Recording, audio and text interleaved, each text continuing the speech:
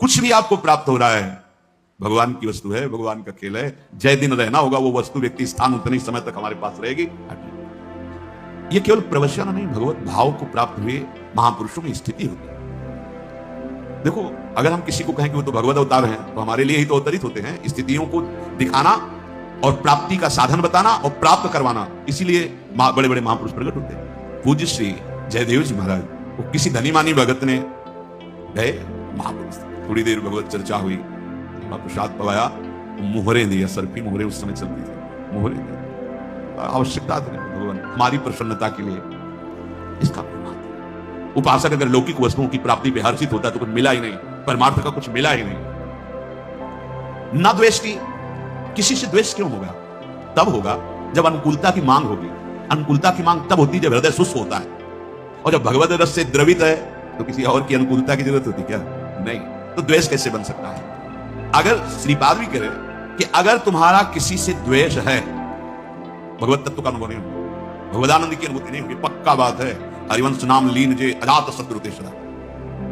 ऐसा थोड़ी है कि इससे निकलना नहीं पड़ता। निकलना पड़ता है उस जगह से जहां से तुम्हें गाली मिलेगी, निकलना पड़ता है। तुमसे द्वेष करने वाले सामने आएंगे, बेमतलब द्वेष करेंगे, तुम्हें वो दिखाना है भजन का प्रताप कि अब हे प्रभु, आप जो ये प्रश्नवाचक चिन्ह खड़ा कर दिए, इस रूप में आकर के हम आपसे द्वेष नहीं करेंगे। आप मारो, गाली दो, अपमान करो, हम आपके अंतर से चरण वंदना ही करेंगे, क्योंकि आप निकल गए। और अगर द्वेष कर लिए तो जहां माला में हाथ डाला तो पहले वही आएगा। रागात्मक द्वेषात्मक वृत्ति ये अंदर की, हम यहाँ की बात कहते हैं। यहाँ जैसे कोई कहता है कि आज तो सत्संग में हमारे मन की बात हुई, भैया समष्टि मन भगवान के ही, तो जब भगवान में चित्त तो समष्टि मन की बात आ जाती है। वो किसी के मन की बात नहीं पढ़ते संतजन, वो भगवान की, तो वो सबके मन की बात हो जाती है, क्योंकि जो जो उसमें तरंगें उठ रही हैं वो पूरी सृष्टि में है, हर मन में है, क्योंकि उसी ढांचे से मन की रचना हुई। तीन ही है, सतोगुण रजोगुण तमोगुण। तमोगुण होगा तो ऐसी तरंग, रजोगुण होगी तो ऐसी तरंग, सतोगुण होगी तो ऐसी तरंग। कभी भी किसी से भी द्वेष ना होने पर बचाओ, अपने आप को बचाओ। आपसे और सावधानी की बात कहते हैं, सामने वाले को आप प्रणाम करेंगे, आपको हम तो हाथ जोड़ रहे हैं, प्रणाम कर रहे हैं, मान दे रहे हैं, नहीं, तुम वो क्या कर रहा है मत देखना, तुम क्या कर रहे हो बस इतनी बात देखनी। तुमने प्रणाम कर लिया, अब दोबारा उसके चेहरे की तरफ मत देखना। चेहरे की तरफ देखोगे तो फिर द्वेष हो जाएगा। हम तो नम्रता से प्रणाम कर रहे हैं, हाथ जोड़ रहे हैं, वो अपमान पे अपमान किए जाए, हमें उसका कर्तव्य नहीं देखना, हमें अपना कर्तव्य, साधक अपना कर्तव्य केवल देखता है और निरपेक्ष हो जाता है। सबसे पहला शब्द है जिनके भगवान पीछे घूमते चरण रज लेने के लिए, निरपेक्षम। सबसे पहला निरपेक्षम मुनिम शांतम निर्वैरम समदर्शनम। निरपेक्षम, किसी की अपेक्षा नहीं। वो हमसे द्वेष कर रहा है, हमको बचाना है अपने आप को।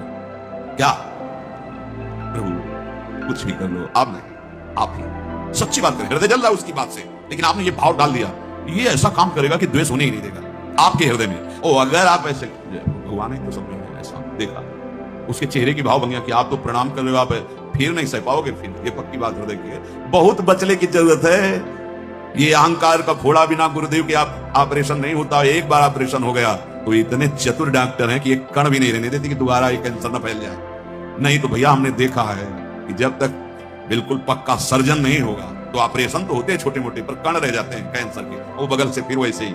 लेकिन चतुर जो सर्जन होते हैं वो नहीं रहने देते, कोई कण नहीं रहते। वो है सदगुरुदेव, मिटिया मेट कर देते हैं इस देहाभिमान को। ये बिल्कुल समझो, यहाँ की छाती की बात कहते हैं, ये बहुत जहर है। इसीलिए कोई भगवदानंद की अनुभूति नहीं होने दे रहा, कोई आध्यात्मिक भूमिका नहीं जागृत होने दे रहा। यही भगवान के सामने कालिया फन नीचे थोड़ी कर रहा था, ऐसे ही कर रहा था।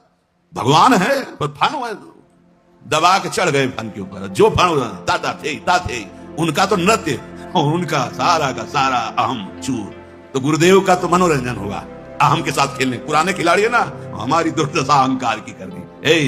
ये अब हमारी शरण में आ गया, अब तुझे यहां से हटना होगा या बदलना होगा। अब इस हमारे जन को तुम माया में नहीं फंसा सकता। गुरुदेव पुराने योद्धा है, न जाने कितनी बार पछाड़ की है और हृदय को कितनों की निर्मल किया है। ये अहम बहुत बहुत विचित्र है और इसी अहम से द्वेष होता है। इसी अहम से जब हमें लगता है कि मैं साधुता से चल रहा हूं, मैं शास्त्र संयम से चल रहा हूं, और बार बार आप ऐसा व्यवहार करते हैं, तो फिर वो अहम असहनीय कर लेता है हृदय को, फिर वो प्रतिक्रिया में आ जाता है। सदगुरुदेव भगवान के वचन, अगर अहम नहीं तो प्रतिक्रिया कैसे? अगर प्रतिक्रिया है तो यही अहंकार का स्वरूप है। प्रतिक्रिया कैसे? फिर एक दिन बहुत करुणा में भर के कहा, सबके वाहन हैं, किसी के गरुड़ वाहन है, मयूर वाहन है, नंदिकेश्वर हंस वाहन है, सबके। जानते हो हमारी स्वामिनी जी का वाहन क्या है? ये हमने कहीं पढ़ा बोले दैन्यता। यद्यपि सकल लोक चूड़ामणि दीन अपन को माने प्रीति की रीति रंगी लोई। सदगुरुदेव को वचन। अगर उपासक में दैन्यता नहीं तो प्रियाजू विराजमान कहां होंगे? क्योंकि प्रियाजू का वाहन दैन्य है।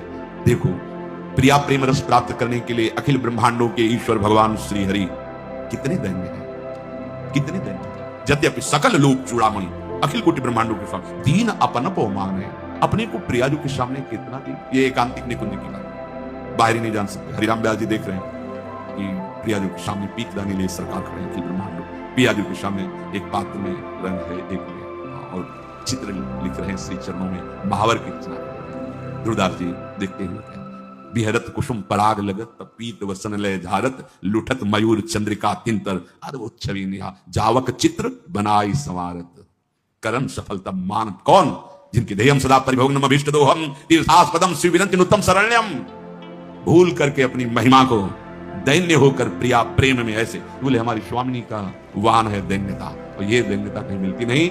बिना अहंकार गए दैन्यता नहीं आती। अहंकार गुरुदेव के द्वारा नष्ट होता है, परिवर्तित होता है। यो न हर्ष्यति, हर्ष नहीं किसी भी वस्तु व्यक्ति स्थान की प्राप्ति में, और न द्वेष्टि, कोई तुम्हारे प्रतिकूल आचरण करे, निंदा करे, अपमान करे, तुम्हें गुस्सा दिलाना चाहे, तुम्हें द्वेष नहीं करना है। बचो परम पद प्राप्त करने के लिए, भगवान के प्रिय बनने की। यहां तो तात्पर्य है प्यारे का मतलब भगवान करे भक्तिमान्य सब में प्रिया, सब मेरे को प्यार करते, मैं उसको प्यार करने लगूंगा। जिसके हृदय में हर्ष नहीं, किसी से द्वेष नहीं, और ना सोचती। जैसे सब कुछ तुम्हारा छिन गया। कितना था? किसी भी नगर के किसी एक कोने में तुम्हारा महल बना होगा, पूरी विश्व ब्रह्मांड की संपत्ति का असंख्य हिस्सा होगा तुम्हारी संपत्ति, बहुत संपत्ति भाई। वो अरे समुद्र को रत्नाकर कहा गया है, एक से एक रत्न। भूमि में अष्टम धातु ऐसे प्रकट होती है, जैसे गेरू पीली मिट्टी, ऐसे चांदी सोना भूमि में है। इसी भूमि में कितनी संपत्तिवान क्या हो। अगर नष्ट हो जाता है तुम्हारा, तो तुम्हें यह ध्यान रखना है कि तुम हरि की हो, जिसने ऐसे, इसे निमेष कहते हैं, पलक झपकने को, पलक झपकने में अनंत ब्रह्मांड बना दिए। उसकी लीला है। मेरा जो कुछ नष्ट हुआ है, एक सेकंड में वो अनंत गुना बना दे। भगवद आश्रित कभी शोकित नहीं होता किसी वस्तु व्यक्ति स्थान के नष्ट हो जाने पर। जैसे कोई पधार गया, खूब नाम कीर्तन, इतने समय के लिए हमारे साथ आया था, भगवान मंगल करे, खूब नाम कीर्तन, खूब उत्सव मनाओ, रोना मत। जितने आंसू गिरेंगे वो नाक लार ये सब दुर्गति का कारण होती है। अगर आप पुत्र को प्यार करते हो, अपने परिवार को प्यार करते हो, वो पधारने जा रहा है, तो बैठ के नाम कीर्तन करो, रोने की जरूरत नहीं। मोह ग्रसित होकर आंसू मत बहाना, राधा राधा कीर्तन करो, मंगल करो उस जीव का जो तुम्हारा भाई बना था, तुम्हारा पुत्र बना था, तुम्हारी पत्नी बना था, तुम्हारा पति बना था। वो उतने ही समय के लिए आया, पर ये मोहाविष्ट जन हमको बहुत चाहते थे, जो कहते थे वो करते थे, अब कौन करेगा। इस बात के लिए रोना धोना होता है, प्यार तो होता ही नहीं, क्योंकि जो था उसको तो कभी जाना नहीं। तो बिन जाने न होए प्रतीति, बिना जाने विश्वास नहीं होता, बिन प्रतीति होए नहीं प्रीति। तो तुम्हारी प्रीति कहां थी? अपनी चाह की प्रीति के लिए रोना। तो हम सबसे प्रार्थना करते हैं, किसी का शरीर पूरा हो रहा हो, हमारी बात प्रार्थना मान लेना, 4 बार राधा नाम चाहे सुनाओ जाके आसपास पड़ोस में। वो अगर शरीर है तो राधा राधा राधा राधा सुना, अगर शरीर नहीं है तो जो राधा नाम उच्चारण किया उस जीवात्मा को दे दो, ये उसका मंगल। रोने की कोई जरूरत नहीं। तो ना शोक नहीं, और भक्त के हृदय में न कांक्षति। अब हम क्यों चाह करें? हमारे प्रभु अल्पज्ञ हैं क्या कि हम कहें कि ऐसी व्यवस्था कर दो, ऐसी परिस्थिति कर दो? ऐसा सच्ची कहते हैं, जिसकी जैसी परिस्थिति है वो भगवान के विधान से आई हुई है। आप उसी परिस्थिति में भजन कर लो, आपको कोई फेल नहीं कर सकता। यही जीव की दुर्दशा है। वो निकलने की चाहत सत्संग से पैदा हुई, सत्संग ने निकाला और सत्संग को छोड़ दिया। क्या हुआ कृपा? फायदा क्या? वृंदावन बस के इतनो बड़ो सयान, जुगल चरण के भजन बिनु निमिष न दीजे दान। क्यों आए थे? कमाई तो वहां बढ़िया हो रही थी, यहाँ क्या कमाई? ये तो प्रेमियों का देश है, यहाँ भजन कमाओ, प्रियालाल रूपी संपत्ति बढ़ाओ अपने हृदय में। तो न कांक्षति, कोई आकांक्षा भक्त न करे, अगर करे भी तो छूट दे दे हमारे प्रभु को। भगवान ने कहा है अर्थार्थी आर्थ जिज्ञासु ज्ञानी, मतलब आपको भक्त ही माना जाएगा, पर छूट दे दो कि प्रभु यदि मेरी मांग से आपका भजन ना रुके तो आप दे देना, अगर भजन रुके तो प्रभु मत देना, ये आपके ऊपर छोड़ दिया। शुभाशुभ परित्यागी भक्ति मान्य समय प्रिया। जैसे अशुभ हमारी दुर्गति कर देता है, ऐसे शुभ भी दुर्गति का कारण है। कोई विद्वान कह सकता है कि शुभ के द्वारा दुर्गति, तो तुम शुभ कर्म करोगे, यहां से ऊपर के लोगों को जाओगे। जैसे स्वर्ग गए आप, खूब भोग भोगेंगे जितना आपका शुभ है, और पुण्य छीणे मृत्यु लोग भी संति, तो फिर कहां गए? वहीं आ गए ना। तो आवागमन तो नहीं मिटा ना, तो सदगति तो नहीं हुई ना। तो हुई क्या? उसे एक अच्छा स्वप्न, एक बुरा स्वप्न, लेकिन है तो दोनों स्वप्न ही, कोई खास बात थोड़ी है। तो इसीलिए शरण निरापक पद रमित सकल अशुभ शुभ नंस, आचार्य श्रीहित महाप्रभु हरिवंश चंद्र जी के लिए ये जो इनकी शरण में हो जाता है, ये शुभ अशुभ का नाश कर देते हैं। और देत सहज निश्चल भगति, जय जय श्री हरिवंश।